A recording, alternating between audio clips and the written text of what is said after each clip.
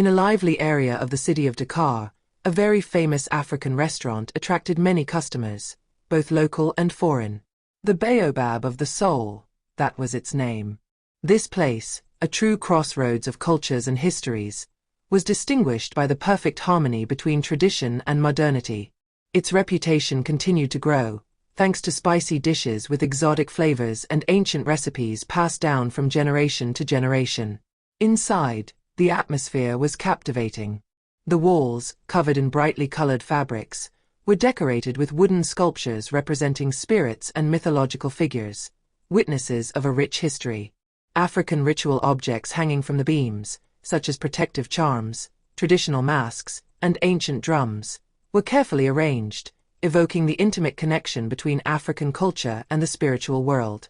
The restaurant was bathed in subdued light, filtered by cotton curtains and wrought iron lamps. The smells escaping from the kitchen were intoxicating. The scent of grilled fish, spicy chicken, and simmered vegetables constantly wafted through the air, beckoning customers to sit around the solid wood tables. Conversations were going well, between laughter and murmurs, while small lights were lit on the terrace, offering a breathtaking view of the wide Senegal River. But behind this welcoming decor, an obscure story was hidden. A story that few people dared to tell, for fear of disrupting the fragile balance of the restaurant and its heritage. Le Baobab de l'Âme was founded by Mame Diop, a charismatic woman, with a face marked by hardship, but always luminous, like the morning star. Mame Diop was respected not only for her mastery of traditional recipes, but also for her wisdom and her connection with the spirits. She was the guardian of ancient knowledge, passed down by her grandfather, a spiritual healer and exceptional cook. He too had inherited a well-kept secret, a mysterious recipe, capable of linking cooking to the magic of spirits. According to legend, this dish possessed the ability to induce supernatural visions, attract the souls of ancestors, and convey unparalleled flavor. But there was a price to pay. Whoever cooked this dish had to respect an ancestral pact, otherwise the spirits would attack him and those who fed on it. Mame Diop, although aware of her grandfather's warnings, had decided to perpetuate this legacy. She prepared the famous soul soup with great caution, serving it only on very special occasions and always to rare customers who came looking for more than just food. Those who had eaten it often testified to mystical experiences, visions of ancestors, or inexplicable sensations. Mame Diop knew that every gesture in the preparation of this dish had to be done with absolute respect for traditions, because any error would have dramatic consequences. One rainy evening, a group of foreign travelers, intrigued by the legend of the Baobab of the Soul, decided to open the door of the restaurant. These travelers were curious to taste the famous Baobab cuisine, but they hardly believed in the stories of magic. They had heard about the restaurant, its delicious food and its extraordinary recipes, but the idea of a dish possessing supernatural powers seemed to them a pure invention. Mame Diop welcomed them warmly and, after an exchange of courtesies, told them the story of her grandfather, the secret of soul soup and the way in which it preserved traditions. The customers, amused, insisted on tasting the famous soul soup, a dish that Mame Diop had not served for several years. After a moment of hesitation, she gave in to their curiosity. She went to the kitchen, her hands trembling. Silence filled the place as she began to prepare the dish. Every gesture was measured, every movement carried a deep meaning. She murmured ancient incantations as she handled the ingredients: rare spices, mysterious meats, and plants with magical properties. The heat of the wood fire in the kitchen seemed to amplify Mame Diop's concentration. The scent of the concoction was captivating, as if the air itself was imbued with the secrets of a bygone era. When she served the dish, a heavy atmosphere hung over the room. The strangers, without suspecting the consequences, began to taste the soup. At first, they were amazed by the unique flavors that exploded in their mouths. The texture was creamy, the seasoning perfect, and each spoonful seemed to bring them closer to something mystical. But quickly, a strange sensation invades the air. The walls, solid at first, seemed to vibrate slightly, as if the room itself was reacting to the energy emanating from the dish. The lights flickered and a cold breeze suddenly passed through the room, although the windows were closed. The guests froze, trying to understand what was happening. One of them, a young man with eyes bright with curiosity, stood up quickly, his hands trembling, as if an invisible force was urging him to leave the room. He collapsed before reaching the door, unconscious. The other customers, suddenly frozen, began to hear whispers, familiar voices, but which were not their own voices. The murmurs intensified, turning into an uninterrupted chorus of incomprehensible words, sometimes the names of forgotten ancestors. Panic began to spread among customers. They all quickly got up, trying to flee the place, but the door to the restaurant locked itself, a metallic sound echoing through the room. The windows were closed. The restaurant was now a trap. No way out. Suddenly, a translucent figure appeared in front of Mame Diop. It was the ghost of his grandfather.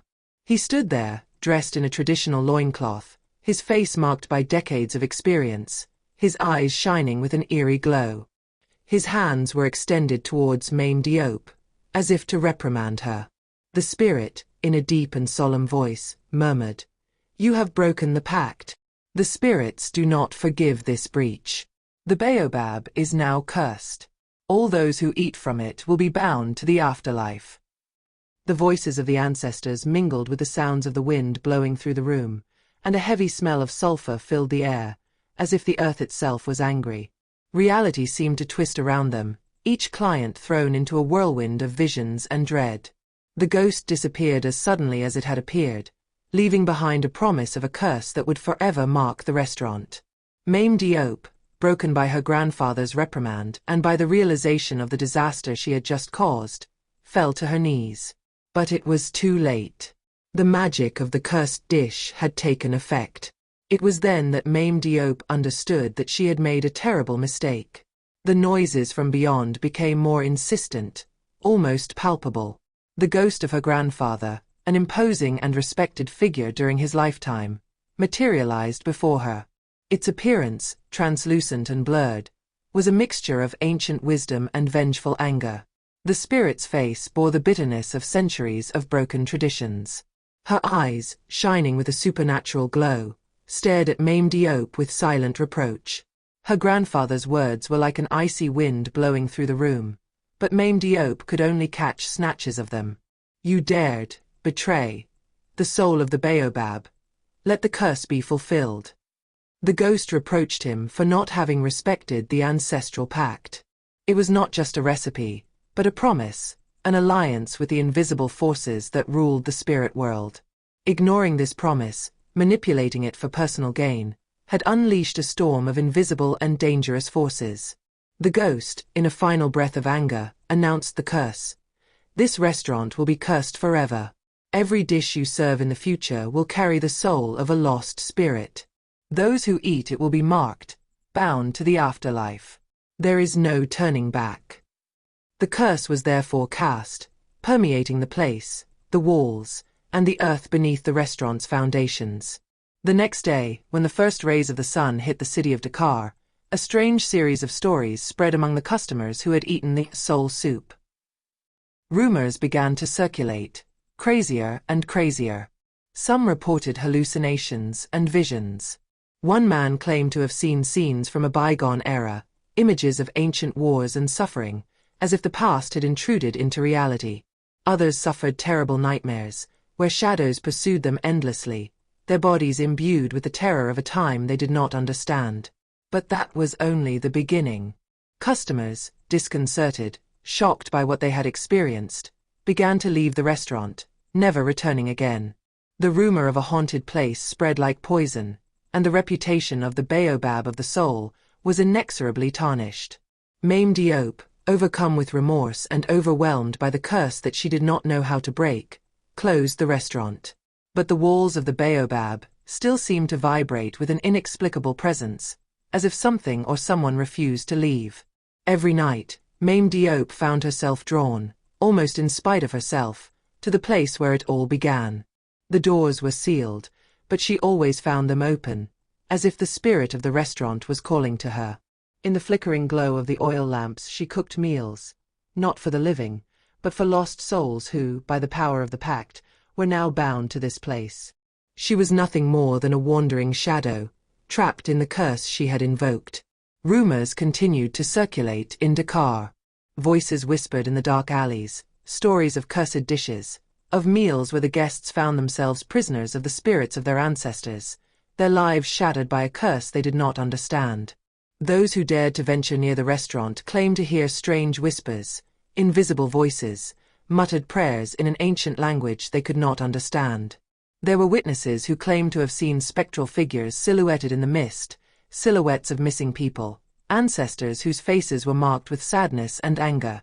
Some, more daring, tried to enter the restaurant. Attracted by the aura of mystery and the legend of the food of the baobab, they sought to understand what was happening in this cursed place. But, according to testimonies, those who entered never came out unscathed. Some were disturbed, seized by an inexplicable madness. Others bore indelible marks, as if the soul of the restaurant had anchored itself in them, changing them forever.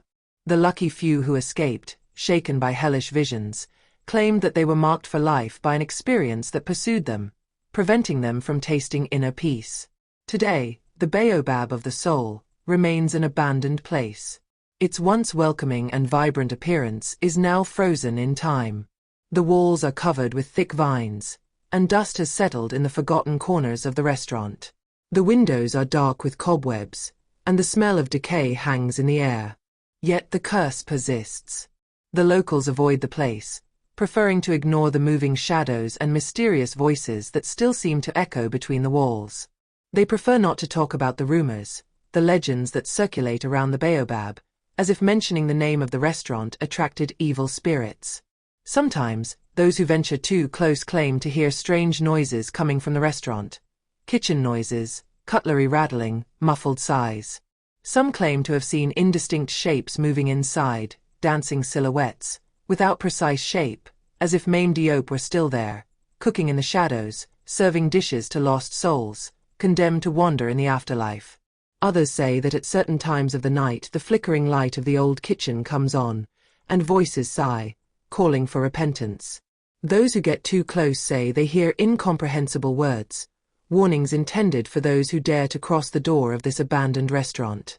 The baobab of soul is now a cursed place, a symbol of a broken pact, a forgotten tradition, and a legacy too powerful to ignore.